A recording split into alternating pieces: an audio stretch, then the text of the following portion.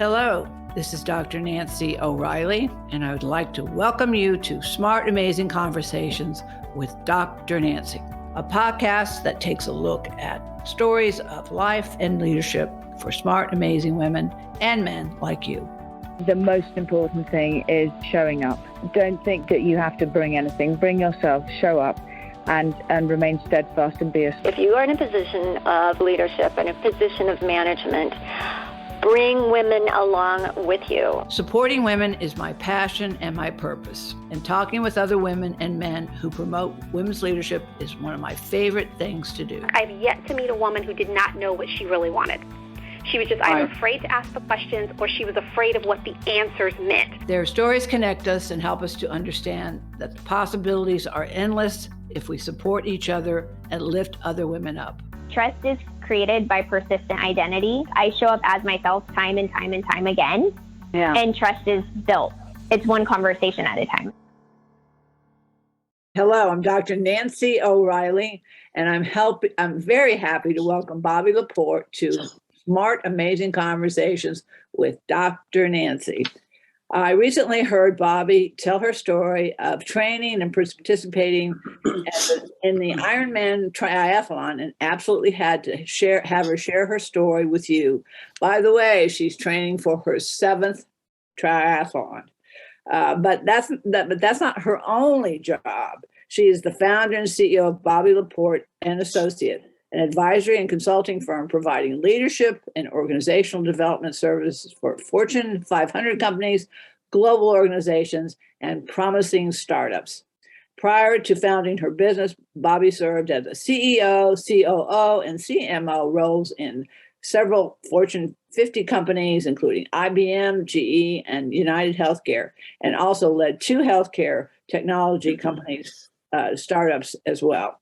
She has an MBA from Harvard and a master's in positive leadership and strategy from IE and Madrid. I'll have to ask you about that one. Right now, she is focused on helping leaders navigate today's unprecedented stability issues and has a breakthrough framework and workshops, keynotes, and enterprise-wide learning programs and one-to-one executive coaching and advisory services. She is also releasing her very first book, When the Curveballs Keep Coming, a leadership playbook for an uncertain world. So I'm delighted to have you, Bobbie, and talking to you today. So thank you so much for inviting me. Absolutely. We're persistence. And I think that's the key right now is persistence, and if you're in this business in the world, it is about persistence and being very tenacious. But I want to ask you something because I'm also an athlete. I have been. I've run the New York Marathon. I've done good for you. Across the country in Alaska, Ireland. And again, running, it was very important to me, and did lots of 10Ks. And now I have my own equestrian center, and I ride, drive, and breed Arabian horses. So, I was a tomboy. I went out there, and I didn't like being a girl. When the boys came, they didn't come to date me. They came to play softball, kickball, and things that I wanted to play, And so for me, when I heard you say Iron Man, the first thing I said, why aren't you an Iron Woman? Because I think that is, I'm sure you've heard this question over and over again, but again, there are lots of women competing as triathletes, including my middle daughter, Lee. She lives in California as well. Has participated in several triathlons. So I'm very familiar. She has not done the Iron Woman, but she has done other triathlons. So why aren't the women calling themselves Iron Woman? I don't know, because it's the Iron Man is just the brand. There's a corporation that owns the Iron Man brand and runs all the races. And I mean, you could assume it's sort of generic, but it started 35 years ago with 2 or 3 guys that were based in Hawaii. Mm-hmm. And one was they were all Navy guys. One was a swimmer, one was a cyclist, and one was a runner. And they were sort of at a bar one night debating who was the best athlete. Yeah. So, yeah. So they put these three events together on the island of Oahu, and that was the first Ironman. And I forget, like the 70s or something. And and obviously now it's like $1 billion business. But yeah, it's just man in terms of sort of the generic definition of the race. Sorry, I'm not going to call you an Ironman. I'm going to call you an Iron Woman. Okay, that sounds good. Well, this is your first book, but again, you're very familiar with the business world and leadership, and you should have the background for it. But we are in some challenging times. But one of the things, again, I think is very important for people to know, especially about you. We want them to go and read your book and learn more about your executive coaching and all the things that you're doing with leaders. But how did you get to be you? I mean, I know about your triathlons and so forth, and that in itself probably is a story too. But how did you get to be the Bobbie I'm speaking to today? Well, there's two elements of that. One is my business, and they're tightly integrated, right? And then one is my training and my racing. Yeah. So I grew up on the East Coast, and I was like you, which is really funny. I grew up in a neighborhood, was a new development. There were all boys. I was the only girl. I was an only child, and same thing.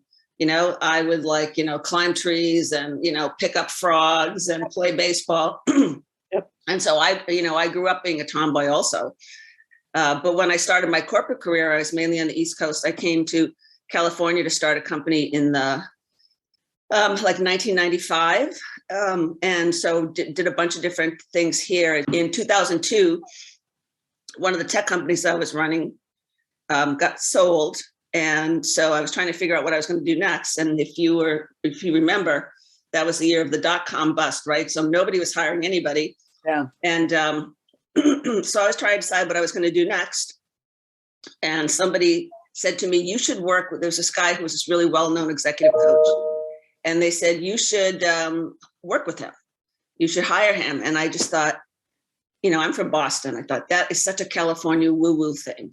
I mean, executive coach, what is that? I'm like you, I grew up and we just figured things out for ourselves. And I just thought that was so, but I did.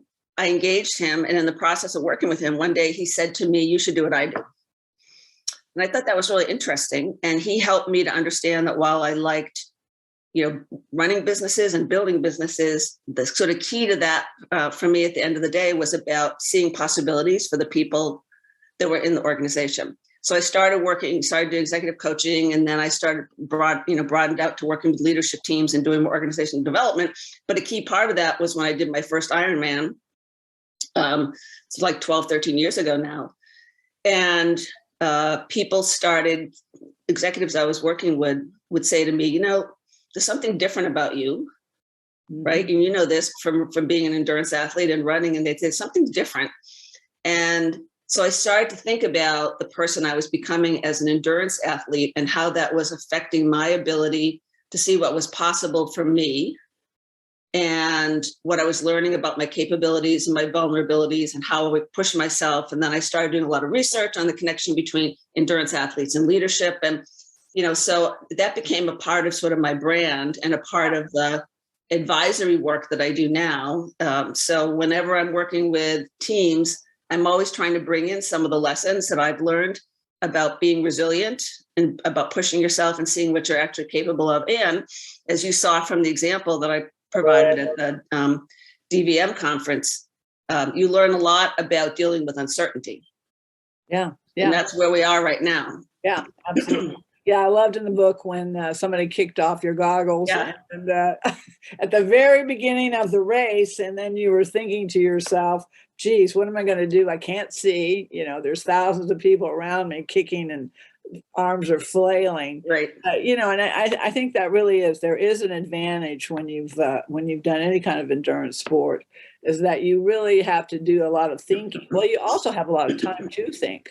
Yes. I mean, that's the other thing, training, I actually did a marathon after I got my doctorate because I felt that I really needed to reconnect with myself. I felt like the education and the pressure and the challenge that I was constantly under to complete my doctorate, just when I quit, I just felt completely I didn't even know who I was. Yeah. So for me, the marathon was a way of reconnecting myself.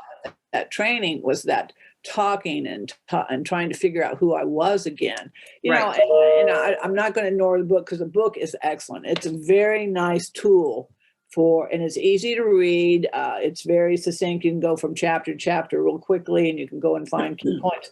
But one of the things that you said, which I really think is very important right now, what you think you know doesn't count anymore. Right.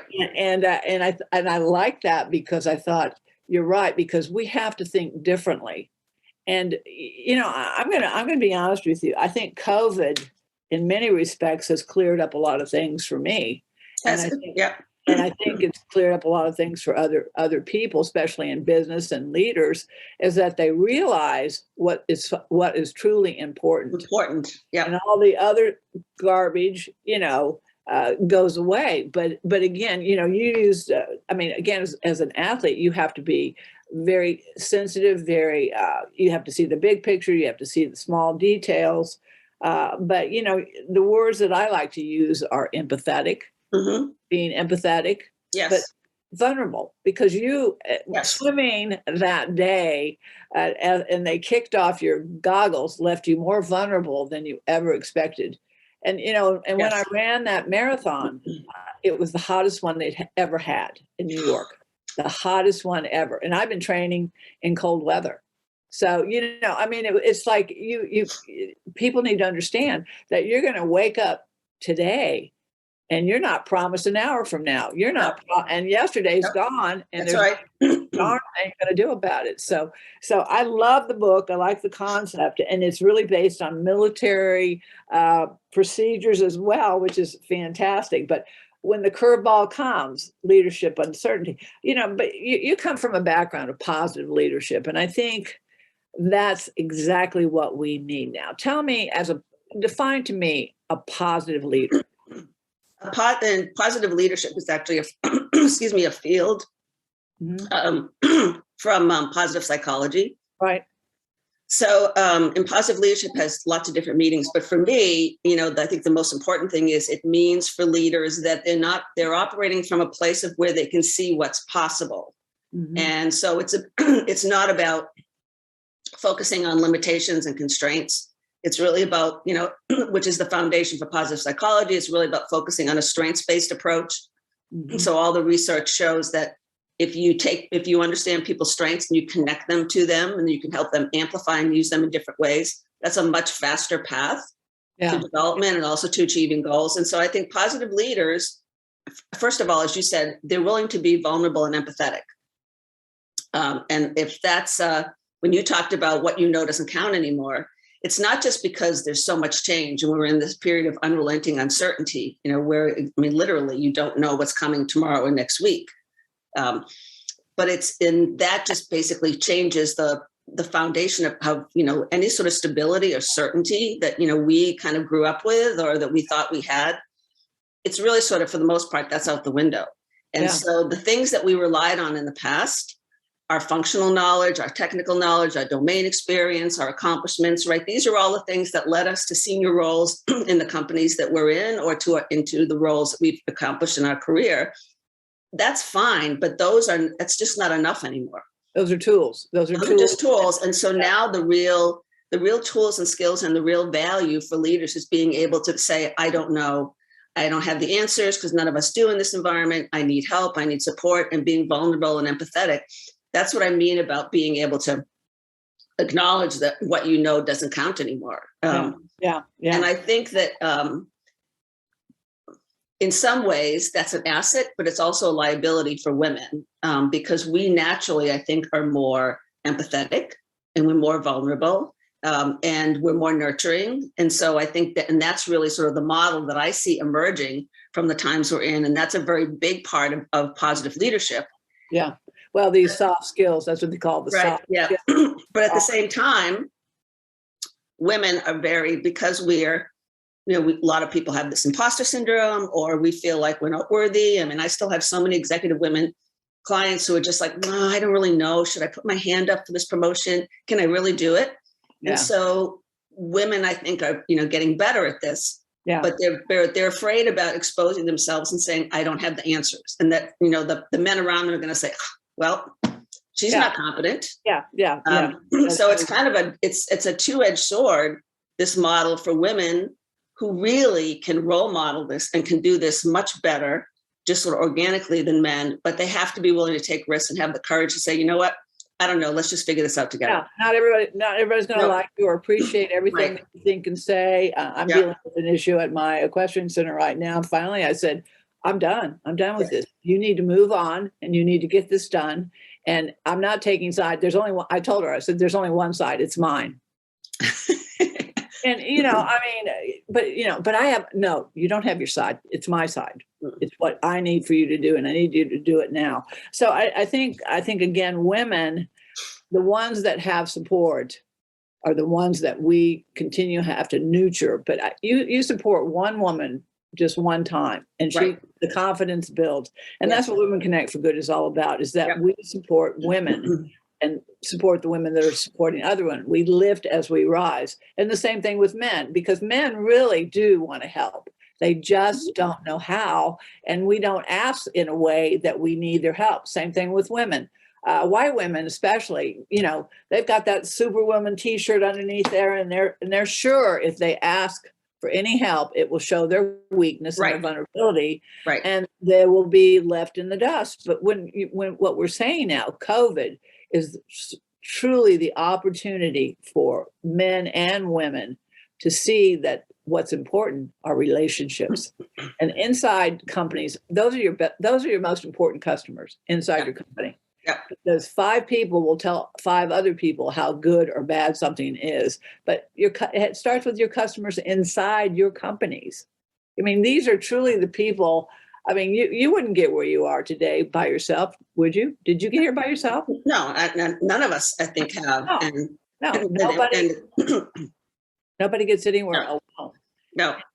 And it's happening. And what are you sensing from these companies? Because I know the book's just coming out, and I know it's going to be extremely popular. It'll become a part of your training as well. But here are step-by-steps, and you use different terminology but possibilities, opportunities, change. 90% of what we do is habitual. We know that. Yep, we know that. Yep. We are all, if I walked in today or tonight and you were sleeping, I'll get into Bobbie's bathroom and I move all her stuff around. I move your toothpaste over here, I put your toothbrush over there. And, maybe I take your brush, put it somewhere else, and deodorant, whatever. I just mess up your bathroom. You get there in the morning and you go, where's what happened? And I will guarantee you, by the time you're ready to go, and you're going to be late because you're so used to doing things habitually. Yeah. But we humans,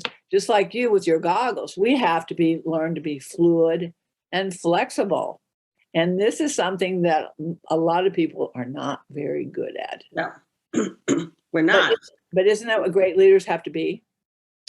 Yes. And I think you're right, COVID has taught us that we need to be, people went from working in the office to like 3 days later working from home.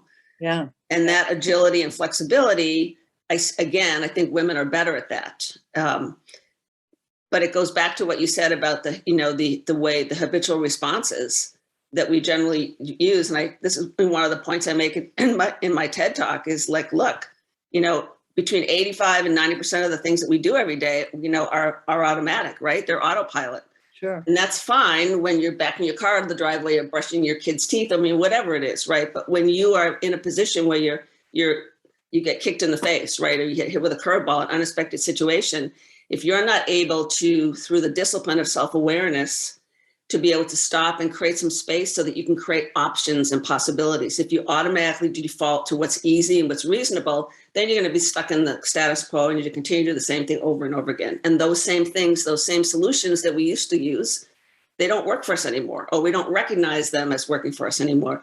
Yeah. So it's about getting off of autopilot and about being more conscious about the choices you're making. And that opens you up to possibilities. So a lot of what, I try to help people understand is the importance of, just stopping and thinking.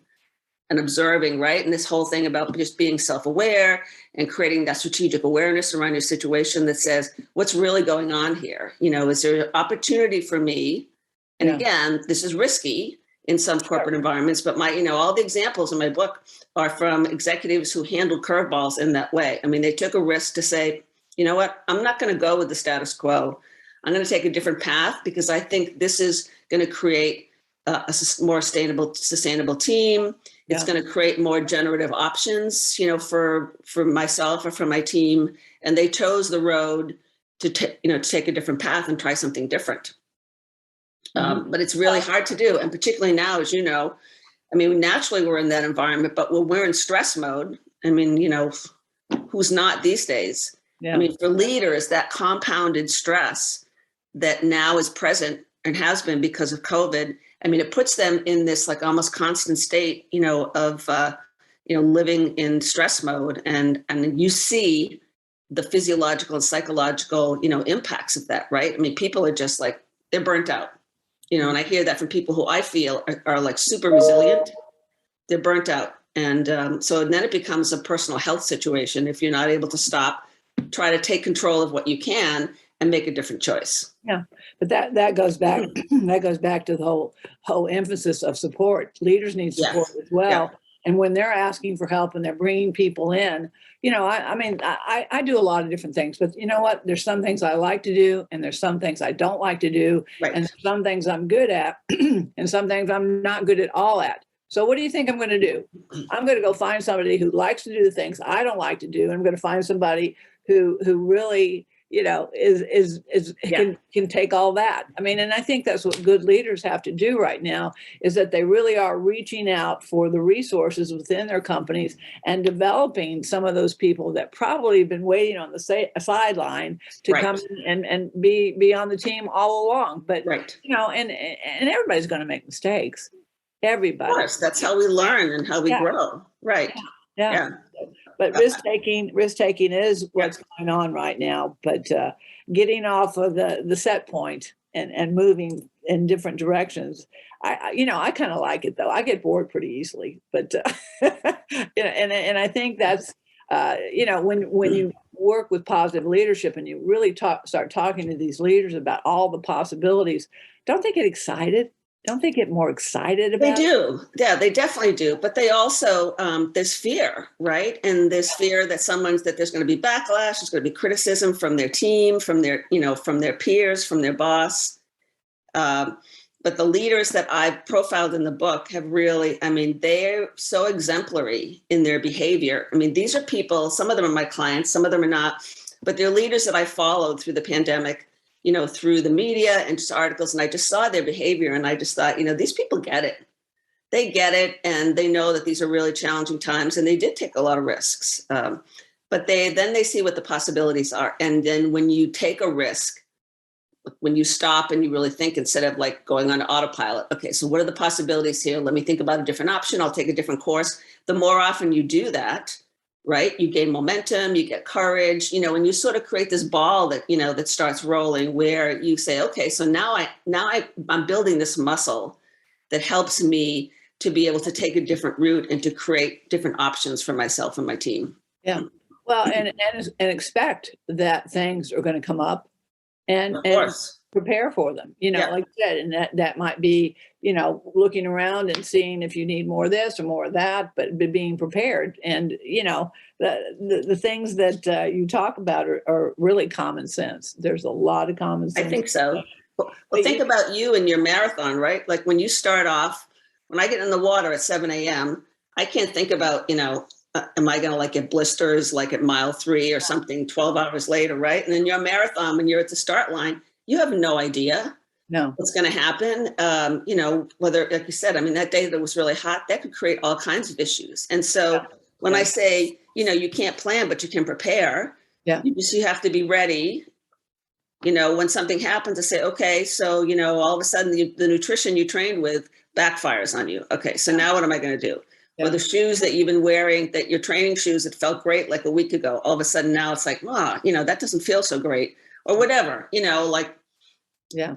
You know, like the waistband on your running shorts, all of a sudden it starts to like chafe and irritate you, and it never happened before.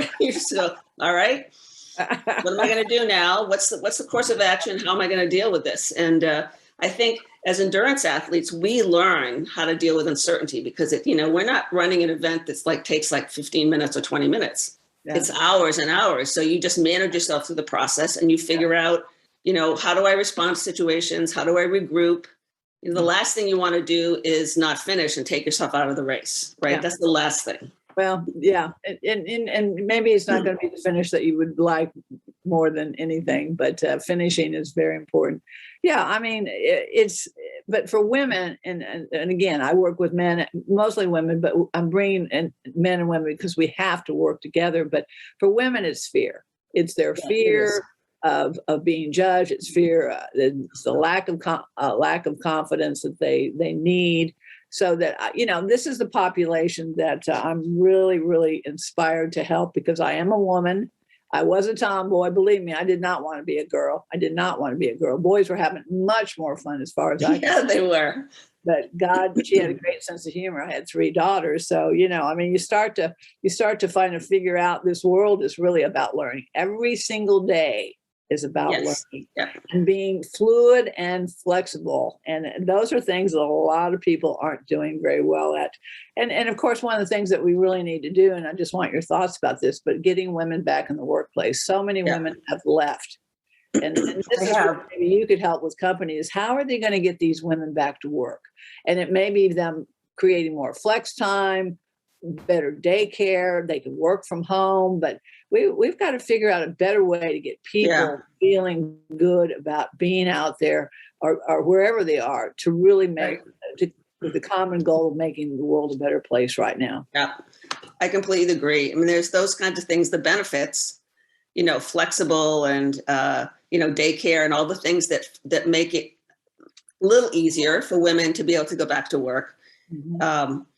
But there's still sort of, when we talked about this culture, right, where unless the people at the top and unless the people that you work for are really encouraging you to take risks and to make mistakes and, to implement some of the concepts that I talked about, in the book, then I think women are going to be at a disadvantage because it's always going to be she took a risk and she failed. So, I guess she's not going to be on the track anymore. And, it's having courageous leaders who are able to say, look, the game has changed. And so we need to be more vulnerable. We need to be more empathetic. We need to be open to other people's perspectives. We don't have the answers.